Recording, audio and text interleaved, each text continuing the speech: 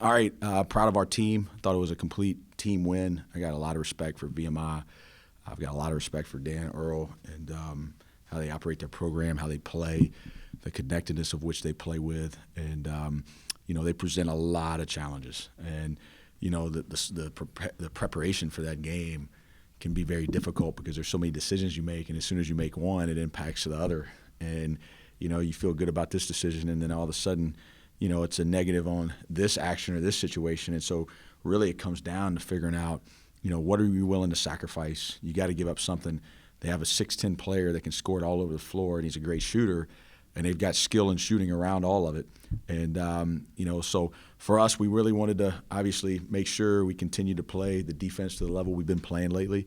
And I think that's only the third time all year they haven't made 10 or more threes in a game this year. And I think it's the second lowest three-point volume they've made this year. And so, for us to be able to do that, obviously we gave up a few too many inside to Jake early. We had some breakdowns and some ball screen coverages at the basket. But give our guys credit. Defensively, I thought we were pretty good most of the night. And I thought we had that little stretch there where we got a little bit lax. And we put in Marcus Foster. And I thought our defensive intensity went up a level. And we were really able to close the game with our best defense of the night. So number one offense in the league coming in, and we knew we were going to get tested, and we did. And for them to take the lead there in the second half, and for us to respond and finish the game the way we did, I think that's a great sign for our group. The bench has been a big part of your team lately. Only 5 points tonight, but 5 more than VMI's bench had.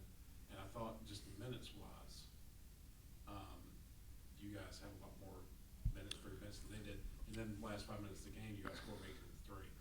Well, I think it's a big part. I think it's the reason we've decided to go to the depth is because, first of all, those guys have been practicing and they deserve the minutes. But second, we were seeing a trend late in games where, going back again to the Chattanooga game, where we just didn't play with attention to detail, and we looked fatigued. And all these games, we're 22 games in, and we've got a lot of close game experience. And the one thing I can tell you that's consistent in every single one of them is the team that plays the best the last 4 minutes has won them all.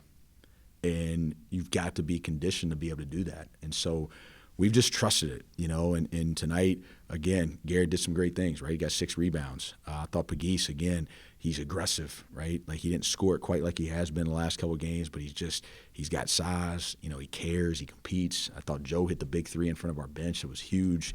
He's able to push some tempo, and then Tyrese just gives us an element of physicality. And but it allows these guys to rest, and our team's bought into it. And I've been wanting to keep everything 30 minutes or less. We got guys up to 32 tonight, but that's a lot better than 35, 36, 37. I mean, even if it's 32 to 35, that 3 minutes of game clock rest, we all know that's 10 to 12 minutes, right? And so that's a long period of time that those guys are able to rest a little bit more. And I thought that was a big deal. I mean, they missed a couple free throws late, and I think the tempo of the game and with our depth and our minutes, I thought that was key. Some people think that nothing is coincidence, and some people think that everything is. But whether coincidence or not, when they made a run and took the lead, if rattled means that you missed an inordinate number of threes, went one outlet in and then back out, an inordinate number back inside. That was exactly what happened to them down the stretch. Well, I mean, the one thing in this game you don't always control is how many shots you make. And, we knew we probably weren't going to make, 18 or 21 threes like we have the last couple of games. But we still made 14. And, we wanted to be aggressive to the paint. Their switching bothers teams, and it's bothered us at times. You've got to just run offense. You can't be passive, and you got to get the ball downhill. And, they play hard. I'm telling you, they built a great culture, and those kids care. Like, they compete and they fight. And so we wanted to be intentional with our ability to get the ball in the paint and not take as many non-paint touch shots as we did the last time we played them. And I thought we made some big plays late there. I mean, you think about Mike's drive going left there with the and one to put us up 6. And Conley had a beautiful drive there going down the middle of the paint. And into the land of the Giants. Yeah, I mean, just did a great job. Marcus put the ball on the floor. I felt like we started putting the ball on the floor a little bit more. And then like you said, I mean, yeah, I mean, there's 2 or 3 that just rattled in. I mean, even out of halftime, and then, but they start throwing them in. But it's a game of runs. especially when you put two teams where basically it's very similar style offensively, right? There's a lot of skill out there. There's a lot of shooting out there. It's going to be a game of runs, and it has been the last few times we played those guys. And you've got to be able to mentally answer that, and you've got to be able to deal with that. And I thought our guys did a really good job of just kind of being calm, right? Just getting to the next possession and not letting the fear, worry, doubt come in. Hey, we've lost the last 3 to them. Is this what's going on again?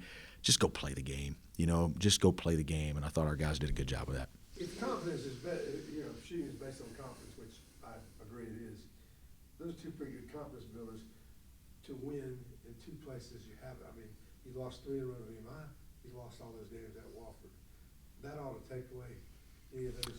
Well, I mean, look, there's never been more noise in the world. I mean, there's never been more people with more voices, and it's all social media platforms. And these kids. I mean, that's the thing I don't like for them is, because of all the noise and they see it daily. It's just so hard to stay focused. And it's so hard to not listen to the noise. And people love it. I mean, noise sells. But at the end of the day, all these games stand on their own 2 feet. And whatever team is better for those 40 minutes, that's the only thing that matters. And if you bring any of that noise into the game and you allow that to get into your thinking and that starts to impact your performance, well, you're allowing something to impact the game that really doesn't even belong in the game. And so, it's one of those situations where I think it's been a good exercise for our team. I think it's been good for us to be able to go through some of this. I mean, especially back-to-back games like that, that we've had a lot of noise around both of them. And, it's been good for us. Hey, this isn't last year's team. Last year's team was a good team. There's no doubt about it. And I loved coaching that last year's team. It's a different team, and that doesn't make one better or worse. I mean, I was watching our 18-19 team this morning. And, watching Rafferty throw missiles across the court to A.B. and Clay and, the connectivity they played with, every team's different, but it's when you carry streaks into games, right, that really don't belong there. Like, this is a different team, different year. And I think our guys have been able to show that, and I think that should give them some confidence down the stretch. Well, depth alone separates this team from For sure. all others. For sure. I mean, just playing 9 guys, that's definitely a different deal for us. You talked about after the Chattanooga game and having looked at it more, your guards rebounding. Conley Garrison had a third of your 18 offensive rebounds tonight. First of all, offensive rebounding is not easy. It has a lot to do not only with your bench, but conditioning. Can you talk about the preparations made maybe away from the court, conditioning-wise, to be able to have that energy? Yeah, we have one of the best strength coaches in the country in Matt Aldred, and there's no doubt in my mind about that. I mean, he's as good as it gets.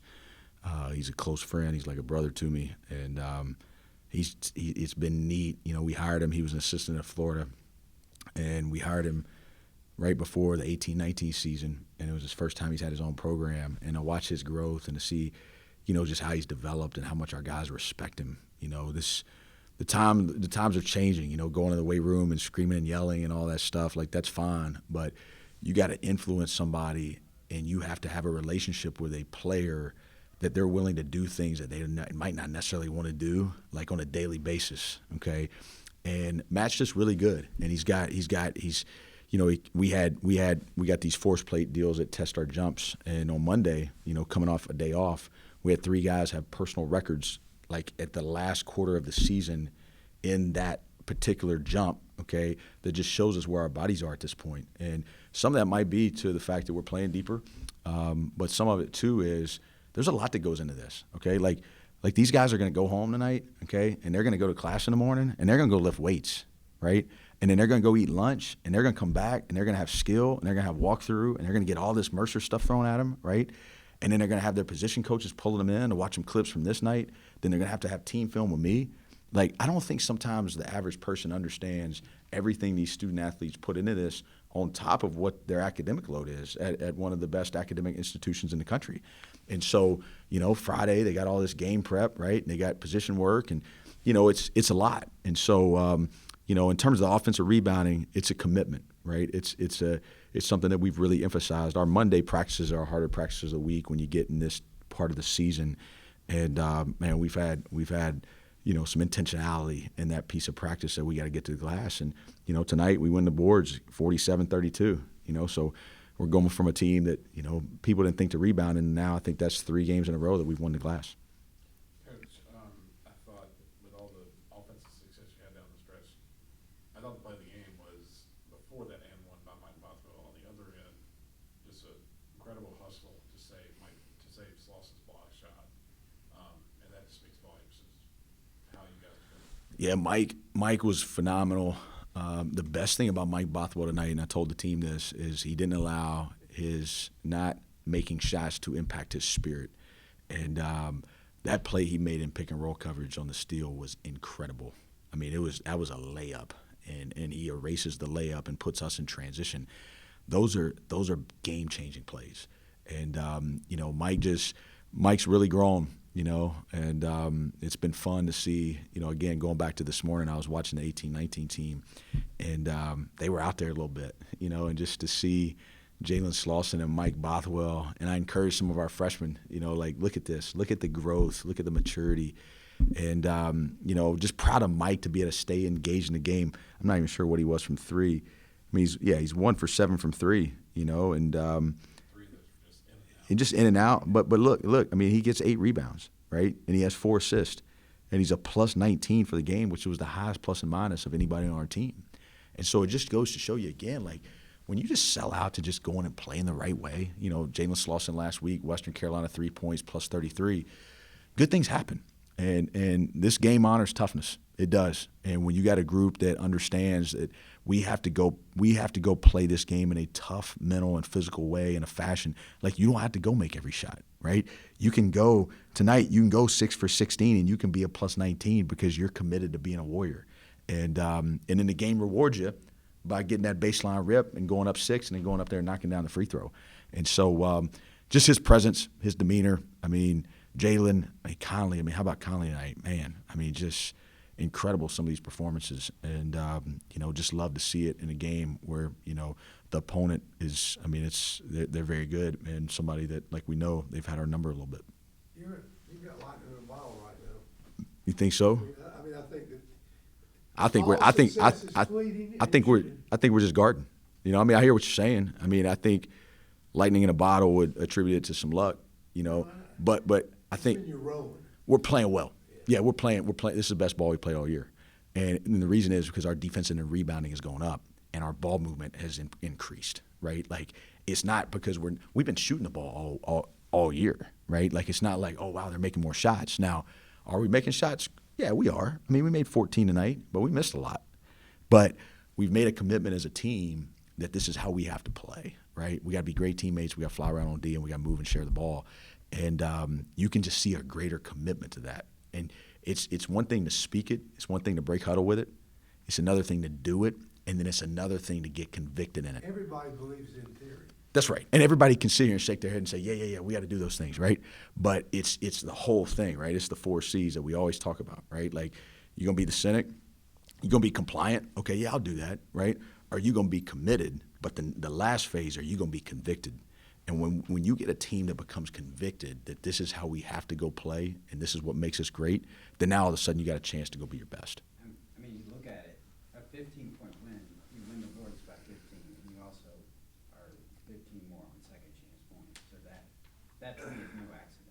Yeah, I'll be honest with you. I wish we had converted a few more of those. I thought, again, the rim out threes, I mean, golly. I mean, we had the one possession where it's like offensive rebound, miss, offensive rebound, miss, offensive rebound, miss. And then they run out in transition and bang a 3, and it's just the game. It's just how the game goes. But, they got a lot of great shooters, and, we got a lot of great shooters. And we knew it was going to be an exciting game from that end. But, credit our team. Again, had to deal with a little bit of adversity. It looks like we led for 32 minutes. They led for five minutes. And, but they took the lead late and, had a lot of momentum there. So proud of our guys for sitting down, doing what we had to do to finish off the game.